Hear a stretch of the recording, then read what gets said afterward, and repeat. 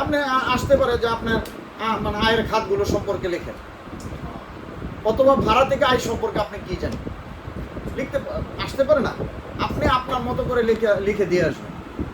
ওই মুখস্থ করতে যাবেন, দেখবেন যে এখন পড়ছেন তখন মনে নেই, এই শব্দ পড়ছেন ওইটা মনে নেই। ঠিক আছে? তো ভাড়া তাহলে আমরা কিভাবে পাই? একটা গৃহ সম্পত্তি হতে ভাড়া পাই, আর না হলে গৃহ সম্পত্তিবিহীন অন্যান্য সম্পত্তি থেকে। যেমন একটা দোকান আছে, দোকান থেকে আপনার ভাড়া দিচ্ছেন, আছে না? আপনার একটা গোডাউন আছে, গোডাউন ভাড়া দিলেন। একটা জমি আছে, একটা শিল্পের ক্ষেত্রে ভাড়া দিলেন, ওইখান থেকে ভাড়া আসে। দুইটার ক্যালকুলেশন দুই রকম। ভাড়া হতে আয়ের ব্যতিক্রম আসতে পারে। মানে ভাড়া হতে আয়ের ব্যতিক্রমগুলো কি কি আপনি জানা দরকার, বোঝা দরকার। যেমন হোস্টেল, হোটেল, মোটেল, রিসোর্ট। আপনি বলেন তো এগুলা কি করে? কে বলতে পারবেন? আইডিয়া থেকে বলেন। হোস্টেল, হোটেল, মোটেল, রিসোর্ট কি করে? এগুলো তো ভাড়া দিচ্ছে। ভাড়া হতে আয় না? নো, এগুলো ভাড়া হতে আয় না। এইটা ব্যবসা, বাণিজ্য। ক্লিয়ার? গৃহ সম্পত্তি ভাড়া হতে আয় নয়। এটা ধারাটা ভেঙ্গে আমি এখন 35 থেকে 39 দ্বারা মেবি 38 দ্বারা, মেবি 38 দ্বারা। হ্যাঁ, তাহলে কি হোস্টেল, হোটেল, মোটেল, রিসোর্ট ইত্যাদি হতে পাওয়া আয় ভাড়া হতে আয় হিসেবে গণ্য হবে না, বরং ব্যবসা হতে আয় হিসেবে গণ্য হবে। বোঝার দরকার না? কোনো ব্যক্তি তার সম্পত্তি তার নিজের ব্যবসার কাজে ব্যবহার করে। ধরেন আপনার একটা সম্পত্তি আপনি নিজের ব্যবসার ক্ষেত্রে ব্যবহার করছেন, ওইটা আপনার ভাড়া হইতে হবে। ওইটারও তো একটা ভাড়া আপনার ক্যালকুলেশন করবেন। ওটা ভাড়া হিসাবে আয় না, ওইটা ব্যবসা হইতে হবে। ঠিক আছে? এগুলো হলো ব্যতিক্রম। গৃহ সম্পত্তি ভাড়া হতে আয়,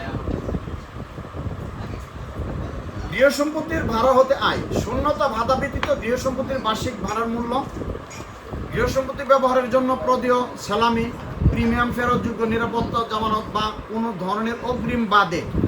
অর্থাৎ আমরা যখন গৃহ সম্পত্তি ভাড়া দেই, একজনের কাছ থেকে অগ্রিম নেই না? আমরা অগ্রিম নেই কিনা? আমরা কি করি? 6 মাসের নিয়ে কি করি? ওইটা হয় ভাড়ার সাথে আস্তে আস্তে অ্যাডজাস্ট করি, অথবা সবার শেষে এটা ফেরত দেয়। ওইটা ভাড়া হতে আয় নয়। এই অগ্রিম নেওয়া বাদে, স্যালামি নেওয়া বাদে, এই স্যালামি বাদে অন্য কোনোভাবে যদি অন্য, অর্থাৎ ভাড়ার 20,000 টাকা ভাড়া আর অন্য কিছু আপনি নিলেন 2,000 টাকা করে ভাড়াটিয়ার কাছ থেকে, যেমন সার্ভিস চার্জ, এটা ভাড়া হতে আয়। বুঝছেন? সার্ভিস চার্জ নেই না আমরা, সরি বলে যে এটা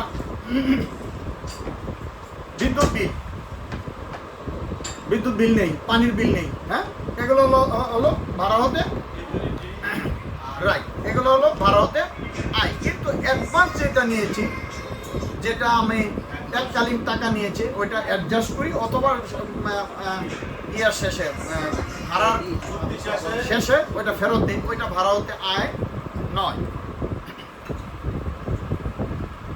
এই যে ভাড়াটিয়া কর্তৃক পরিশোধিত যে কোনো প্রকারের সার্ভিস চার্জ, মেরামত, রক্ষণাবেক্ষণ চার্জ বা অন্য কোনো অর্থ, এটা হলো ভাড়া হতে আয়। গৃহ সম্পত্তি ভাড়া হতে আয় গণনার ক্ষেত্রে কি করবেন? ক ইকুয়াল টু খ প্লাস ঘ প্লাস ঘ মাইনাস উম। এটা মনে রাখার জন্য এটা হলো একটা সূত্র। এই সূত্রে ফেলে ভাড়াটা হিসাব করবেন। কি কি এটা? এটার মধ্যে ক হলো মোট, অর্থাৎ ভাড়া হতে আয়টা হলো ক। ভাড়া হতে যে পুরো মানে আয়টা হবে যোগ বিয়োগ করার পরে, ওটা হলো ক, ভাড়া হতে আয়। খটা কি? খটা হলো বৎসরে, এক বৎসরে আপনি যে ভাড়াটা পেয়েছেন, অনলি ভাড়াটা, এটা হলো, ওইটা হলো খ। গ কি? গ হলো ওই যে দ্বিতীয় পয়েন্টটা, যে আপনি অতিরিক্ত ছাড়া, মানে অগ্রিম বা সালামি ছাড়া অন্যান্য কোনো টাকা যদি নিয়ে থাকেন সেটা। আর গ হলো সার্ভিস চার্জ বা কোনো বিল, রক্ষণাবেক্ষণ বিল, এরকম বিল আছে না, এগুলো যদি নিয়ে থাকেন, এগুলো সবগুলোর যোগ হলো এটা। উম হলো আপনার বাসা, এক মাস ভাড়া থাকতে মানে খালি থাকতে পারে না। আপনার এক মাসের একটা বাসা ভাড়া, ধরেন একটা ফ্ল্যাট আপনার 10টা ফ্ল্যাট আছে, 10টা ফ্ল্যাটের মধ্যে 10টায় 5 মাস ভাড়া আছে, ষষ্ঠ মাসে গিয়ে 2টা খালি হয়ে গেল, তাহলে আপনার ওই টাকা যদি আপনি যোগ করেন তাহলে আপনার ট্যাক্স বেড়ে যাবে না? তাহলে ওইটা আপনাকে বিউ করতে হবে না। ওই খালি 2 মাস বা 3 মাস বা 4 মাস যে কয়েকটা বাসা ভাড়া মানে খালি ছিল ওইটা হলো উমো, ওইটার যোগফলটা হলো উমো, ঠিক আছে? অর্থাৎ খালি যে থাকলো, হ্যাঁ, ভ্যাকেন্সি থাকলো, ওইটা হলো উমো, ঠিক আছে? আর গৃহ সম্পত্তি ব্যতীত অন্যান্য সম্পত্তির ক্ষেত্রে শূন্যতা ভাতা ব্যতীত গৃহ সম্পত্তির বার্ষিক ভাড়া মূল্য, ওই যে বললাম ওইটা সম্পত্তি ব্যবহারের জন্য পদেয় সেলামি বা প্রিমিয়াম বা ফেরতযোগ্য নিরাপত্তা জামানত বা কোনো ধরনের অগ্রিম বাদে অন্য যে কোনো সুবিধার অর্থমূল্য।